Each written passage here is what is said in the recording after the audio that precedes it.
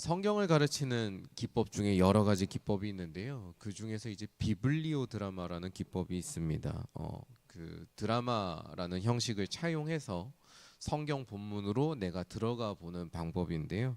성경 이야기로 내가 직접 들어가서 감정도 이입해보고 내가 생각도 해보고 활동도 해보면서 이 말씀 가운데 이 인물들은 어떤 생각을 했을까? 또 하나님은 어떤 마음을 또 가지셨을까? 이렇게 묵상하는 방식이라고 말씀드릴 수 있을 것 같습니다. 제가 처음으로 비블리오 드라마를 배웠을 때 다뤘던 본문이 지금 우리가 읽고 있는 이 요셉과 형제들이 만나는 본문이었어요. 그래서 제가 오늘 새벽 기도회를 준비하면서 그때의 그 비블리오 드라마를 했던 기억이 좀 떠오르고 했습니다. 그 중에서도 이제 어제 오늘 본문을 주로 이렇게 다루면서, 그러니까 요셉이 짐진 마음을 엄하게 하고 이 형들을 이제 시험하고 또 이렇게 뭔가 요구하는 장면들, 이런 몰아세우는 장면들을 이제 주로 이렇게 같이 체험을 했었는데요.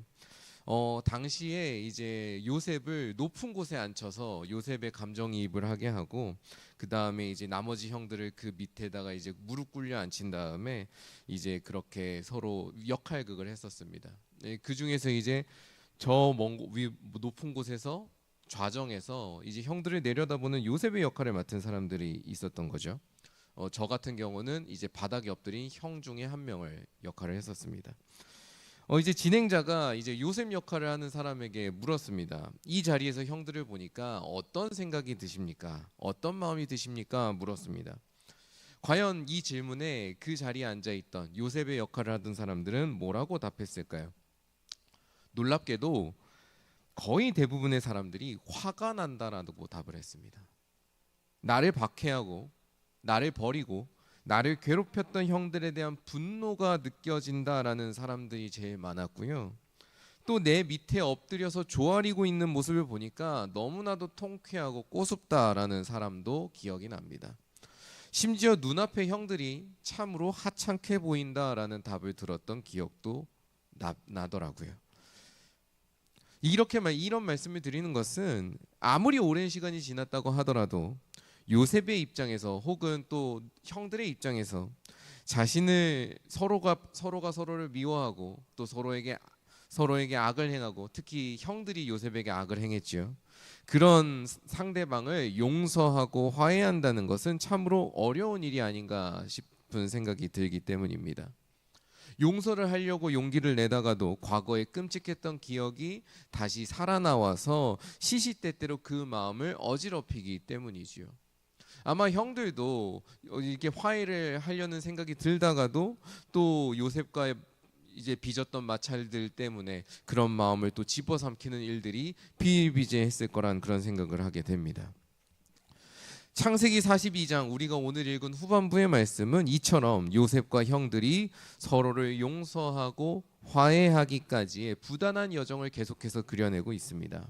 우리가 토요일에 보았던 것처럼 용서와 화해, 그것이 가진 어려움을 우리에게 보여주고 있고요. 그리고 동시에 그 어려움을 마주해야 하는 필요성을 우리에게 시사해주고 있지요. 자, 말씀을 차근차근 보면요. 먼저 요셉이 이제 형 중에 한 명을 이곳에 남겨두고 이제 다시 막내 아우를 데려오라라고 요구를 하는데, 이제 21절에서 그 요구를 들은 형들이 이렇게 말합니다. 21절입니다. 그들이 서로 말하되 우리가 아우의 일로 말미암아 범죄하였도다.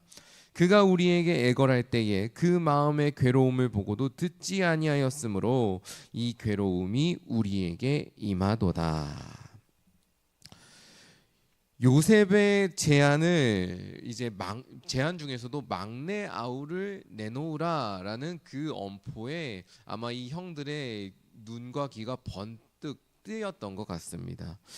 형들은 그 제안을 들으면서 과거에 자기들이 요셉에게 저질렀던 악행을 떠올립니다.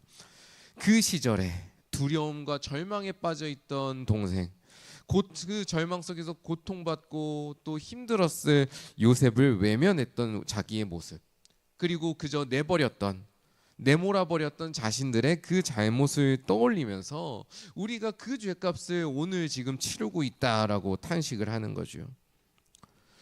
저는 오늘 말씀을 묵상하면서 이 형들이 이렇게 탄식하고 있는 것, 나의 잘못을 떠올리고 뉘우치고 탄식하는 것에 한번 주목해 볼 필요가 있지 않나 생각해 봅니다. 보통 우리는 이런 곤란한 상황에 처하게 되면요, 자기 잘못을 떠올리기보다는 다른 사람을 탓하거나 혹은 원망하게 되는 경우가 많기 때문입니다. 아담은 어땠습니까? 선악과를 먹었을 때 하나님께서 질책하시자 하와에게 책임을 떠넘겼습니다. 가인은 어땠습니까? 동생을 살해한 다음에 하나님이 동생을 찾으시자 내가 동생을 지키는 자입니까? 라면서 발뺌하고 불평하지 않았습니까? 이처럼 사람의 죄성은 기본적으로 자기를 돌아보기보다는 다른 사람을 탓하는 것을 더 쉬하게 되어 있고요. 악한 일을 저지른 사람일수록 이러한 경향은 더 강하게 드러나곤 합니다. 같은 상황에서 이 요셉의 형들도 다른 사람을 탓할 수 있었을 겁니다. 요셉이 총리인 걸 알지 못하니까 총리가 참 의심도 많고 속이 좁아서 우리가 이런 고통을 당하는구나, 총리가 너무 고약해서 우리에게 이런 고생을 하게 만드는구나, 이렇게 불평하고 그리고 그 총리에 대해서 악담을 할 수도 있었겠지요. 하지만 그들은 같은 상황에서 자기가 저질렀던 과거의 잘못들, 이 모든 관계들을 꼬이게 만들었던 그 과거의 잘못을 떠올리고요, 그 잘못을 마주하기로 결단합니다. 그리고 그 잘못을 마주한 데서 멈추는 것이 아니라 그 잘못을 돌이켜보고 후회하고 뉘우치는 것까지 나아가고 있다는 거죠. 그리고 그 뉘우침이 24절에서 볼 수 있듯이 요셉의 마음을 더 부드럽게 만들고 눈물을 흘리게 만드는 것 아닌가, 우리가 또 묵상해 볼 수 있는 것 같습니다. 우리가 지난 토요일 말씀을 통해서 하나님께서는 우리의 과거의 문제들, 갈등들을 그저 덮어버리시는 것이 아니라 때로는 직면하게 하신다는 걸 보았습니다. 우리가 야곱 이후에 또 모든 그 상황들을 보면서 느꼈던, 동일하게 묵상했던 바지요. 하나님께서는 그렇게 우리의 문제들을 대면하게 하심으로 우리 스스로의 연약함과 악함을 철저하게 돌아보게 만드시고요, 또 뉘우치는 마음을 갖도록 만드십니다. 그리고 그렇게 뉘우치게 하심으로 내가 얼마나 잘못했는지를 철저히 깨닫게 하시고요, 용서를 구할 상대에게 진심으로 뉘우치며, 내가 어떤 이득을 취하기 위해서 어떤 대가를 얻기 위해서 뉘우치는 것이 아니라 정말로 진심으로 뉘우치고 용서를 구하기 위해서 뉘우치며 나아가게 하십니다. 그리고 이러한 변화를 통해서 피해자의 마음도 부드럽게 만드시고 용서를 할 수 있도록 준비시키시는 것을 우리가 볼 수 있지요. 그렇게 우리는 하나님께서 요셉과 형들, 그리고 더 나아가 요셉과 온 가족들이 다시 화해할 수 있는 가능성을 만들어내시고 있다는 걸 보게 됩니다. 그리고 26절부터 이어지는 말씀을 보게 되면 우리가 또 형들이 또 그 가운데 어느 정도 또 변화를 경험하고 있구나라는 걸 볼 수 있지요. 이 막내 베냐민을 요구했다, 막내 동생을 요구했다라는 이제 그 총리의 요구를 전달하고, 또 이 요셉이 돈을 다시 넣어주지 않았습니까? 그 돈을 풀어보면서 서로 두려워하는 가운데 이제 야곱이 탄식을 합니다. 아이고, 내가 내 아들들 형들을 잘못 보내가지고 아들들을 잘못 보내서 이 아들들이 내 사랑하는 막내 동생마저 잃게 만든다라고 탄식을 하고 고통스러워하고 원망을 합니다. 그러자 37절에서 르우벤이 다음과 같이 약속을 하고 있죠. 37절을 보겠습니다. 르우벤이 그의 아버지에게 말하여 이르되 내가 그를 아버지께로 데리고 오지 아니하거든 내 두 아들을 죽이소서, 그를 내 손에 맡기소서, 내가 그를 아버지께로 데리고 돌아오리이다.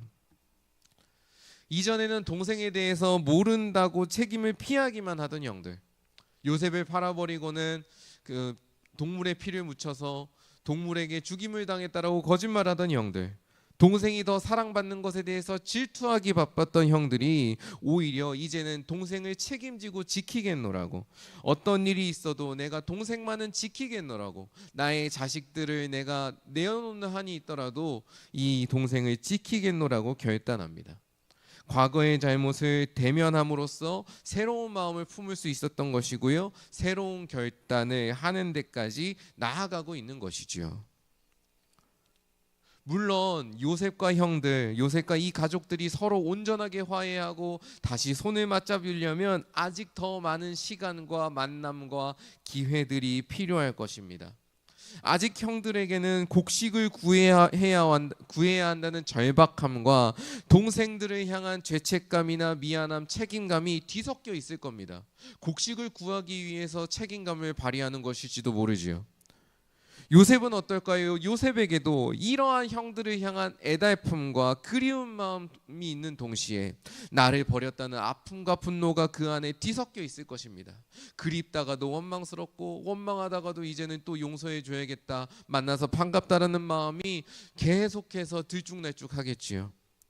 야곱은 야곱대로 자식들을 믿지 못하는, 멀리하는 마음이 남아있고, 그 가운데 또 자식들과 함께해야 된다는 아버지로서의 어떤 마음이 또 뒤섞여 있을 것입니다. 이렇게 꼬인 실타래, 온갖 실들이 꼬여있는 그 사람들의 마음을 하나님께서는 하나씩 풀어나가고 계십니다. 이제 계속해서 그 풀어나가는 것을 우리가 말씀을 통해서 볼 수 있겠지요. 하나님께서는 우리도 동일한 방식으로 인도하시는 것 같습니다. 뉘우쳐야 할 잘못이 있다면 그 잘못을 철저하게 깨닫고 뉘우치게 하시고요, 용서해야 될 아픔이 있다면 그 아픔을 용서할 수 있도록 대면하게 하시고 우리의 마음을 부드럽게 만드십니다. 그리고 그 모든 상황을 사용하셔서 하나님께서 원하시는 화해가 이루어지도록 하시고요, 다시 사랑의 교제를 나눌 수 있도록 우리를 인도하십니다. 우리는 이렇게 용서케 하시고 화해케 하시는 하나님의 뜻, 하나님의 계획을 신뢰해야 하겠습니다.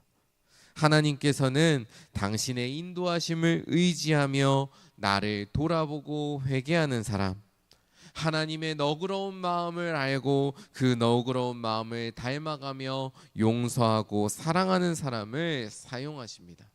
그 사람들을 통해서 화평을 이루십니다. 오늘 하루 여러분들이 사랑과 용서와 뉘우침과 스스로를 돌아보는 회개의 결단을 할 수 있기를 바랍니다. 그 결단과 순종을 통해서 하나님의 이 평화, 하나님의 화평이 여러분들의 삶 가운데 이루어지기를 소망합니다. 그렇게 하나님과 동행하면서 하나님이 주시는 기쁨을 충만하게 누리는 우리 귀한 봉헌의 성도 여러분 되시기를 주님의 이름으로 간절히 축원합니다. 함께 기도하겠습니다. 하나님 아버지, 우리를 화평의 자리로 인도하시고 또 화평을 이루는 데에 필요한 것들을 우리에게 주심에 감사드립니다. 하나님, 우리가 우리 스스로를 돌아보고 회개할 것을 깨닫고 또 회개할 수 있는 마음을 허락하여 주시옵소서. 하나님 앞에서 나의 연약함과 나의 잘못을 돌아보고 나의 악함을 고백하며 다시 한번 하나님의 마음을 닮아가기로 결단하고 순종하는, 하나님의 말씀에 순종하며 선하게 살아가기를 다짐하는 우리들이 되게 하여 주옵소서. 또 우리가 용서해야 할 이들, 우리에게 아픔을 주었던 이들에 대하여 하나님의 마음을 닮아 사랑하는 사람들이 되기를 원합니다. 우리의 굳은 마음을 부드럽게 풀어주시고 우리 가운데 하나님의 그 긍휼하심과 사랑을 가득 부어주셔서 우리가 기꺼이 또 용서하고 화해를 받고 화해를 하는 그런 사람들이 되게 하여 주옵소서.